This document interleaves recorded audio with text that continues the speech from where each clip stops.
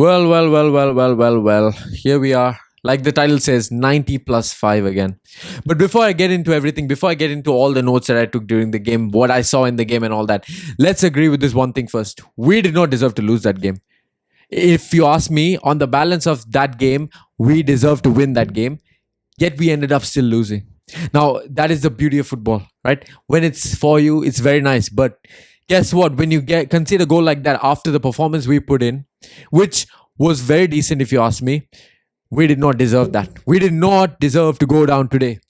There were other games where we did deserve to go down last season, where we won. This season, this game, we did not deserve to go down. Brighton were not better than us. You could say they were more clinical than us, yes, but we were better than them on the balance of play. Okay, so let's get into the game, okay, for starters. Well, my head's just scrambled because I just cannot believe that actually just happened. I know we lost in the 95th minute. I normally don't even get this stressed about a game because even if we lose, I'm willing to take it if I feel we deserve to lose.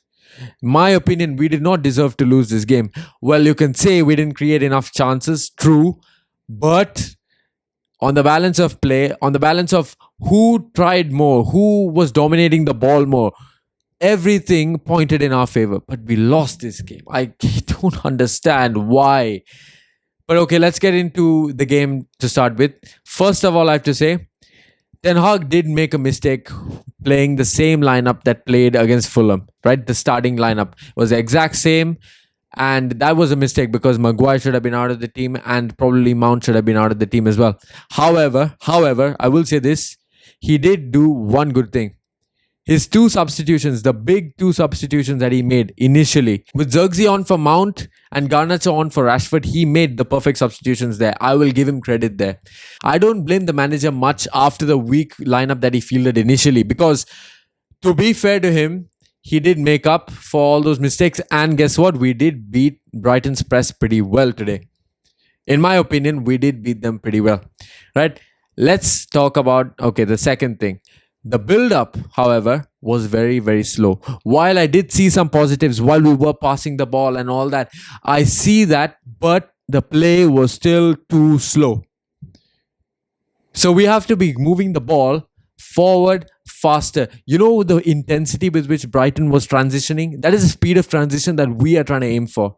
We are not trying to aim for slow balls and we're not trying to build up slowly. We are trying to build up with purpose, with action. And guess what? I'll be honest, when Garnacho came on, that part did improve. Zirkzee and Garnacho certainly did improve that aspect. Because till them two came on, we were just looking lost. We were trying a lot, but we were not creating much in the final third. However, once these two came in, once Garnacho came in, once Zirkzee came in, we really saw a change. And guess what? I'm already pushing for the Liverpool game. This is the lineup I want to see before we get into everything. I want to see Zirkzee up front, Ahmad keeps his position, and Garnacho starts on the left, Bruno Fernandes as the cam, Casemiro, and if we get him in, I'm telling you, Ugarte should start at CDM. Because I don't think Mino is at his 100% fitness. Because I think Mino could do way better. He played amazing today, by the way, but I'm telling you, if Mino gets a rest, he will be back to exactly what he was doing last season. So if we want that Mino back, we want to sub him off.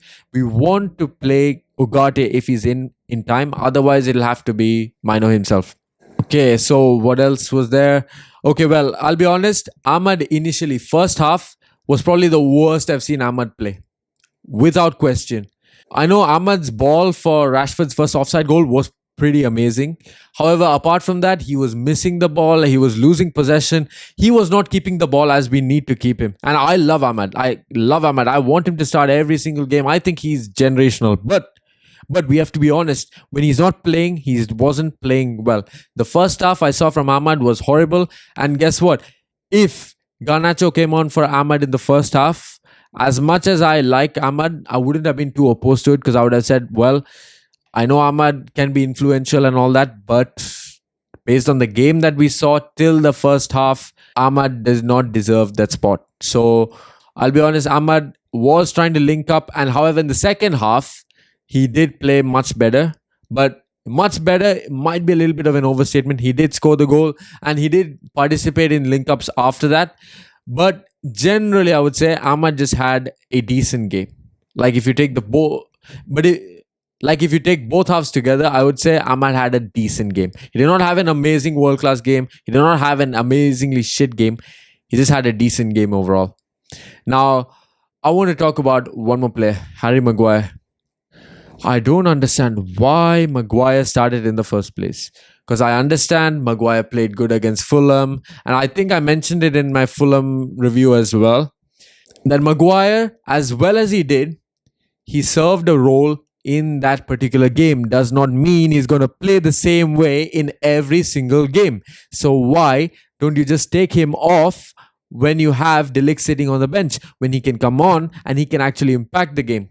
So that was the first thing that I found wrong, because even for the first goal, for Welbeck's goal, Maguire was at fault because he could have cleared it the first time and he could have intercepted the ball a second time as well. He did not, because he just was not able to.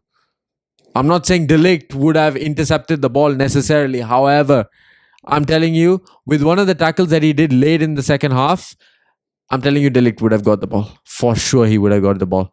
And that is why I say, do not keep playing players, even if they're not part of your system, just because they play good. It does not mean that, let's say, Mount plays as a deeper midfielder in the game against Liverpool, and he does actually play well. It does not mean that once Ugarte is in, after the transfer window is over, if Ugarte is in, and then we still choose to play Mount over Ugarte because he had a good game, that is where we're going wrong. We should not be doing that at all. We should stop with that, and we should say, okay, there are some players that we brought in and we've brought them in to play a certain style. So if we want that certain style implemented, then we want to play these players and we don't want to play the other players who might be inhibiting our whole system. And like I said, yeah, the first half was very good. However, I just saw one thing repeatedly again and again and again, which kept failing, but we still kept doing it. And guess what that was? That was Onana's long balls all the way to the wingers.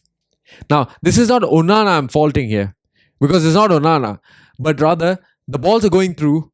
Our wingers are not strong enough, physically strong enough to hold the ball down and then to link play from there. And I include Ahmad in this as well. Because Rashford, I do not know what the kind of game Rashford had. He had a horrible game. I'm going to get to Rashford in a bit. However, even Ahmad, he's technically very good, but physically he's not there, right? So pinging a long ball to Ahmad, probably not the best choice. And to Rashford, well, he's going to lose the ball instantly. So what's the point of pinging a long ball to Rashford anyways? Onana pinging long balls, Rashford and Ahmad did not work throughout this game. And I saw it in the first half. I was like, okay, let's note this point. Second half, it kept happening, right? Even when Garnacho came on. When Garnacho came on, it was sort of better. But on the right-hand side, it was still the same. And then I have to mention also, we were not picking up the players in the box when we needed to pick them up. You see how in every set piece there was, right? Whether that was a corner, whether that was a free kick, the ball comes into the box, a Brighton player wins it the first time. None of our defenders, nobody, and I include even once Delict came in, he did not win the ball. Nobody won the ball the first time. The first ball was not won by a United player most of the time. Most of the time, it was won by a Brighton player. Why? Why couldn't we go after it? Why was it that Brighton players were so motivated and they were going after it, but we couldn't? You see the fall there? You see where we're lacking? Okay, now you know what? You know what? Might as well address it right now before it gets too late. The second goal. Let's just finish that off, right? Very, very, very weak defending on the back post, right? Where were the defenders when the ball came through? I think it was from Hinchelwood. I haven't seen the goal back, but I do remember it distinctly in my head. I think it was Hinchelwood who clipped the ball in, and Pedro headed it into the bottom corner. But where were the defenders? Why were the defenders so high up? Mazraoui played João Pedro on side. So did Delict. I'm saying, why aren't you tracking your man? Why do we do this zonal kind of marking? I never understood this in the first place. Because we've been doing the zonal marking system in the box since God knows when. Since like 2-3 seasons ago. I remember this under Ole as well. Every time we played Southampton, we'd concede because we'd play the zonal marking system, and our players don't know how to pick up the zonal marking system.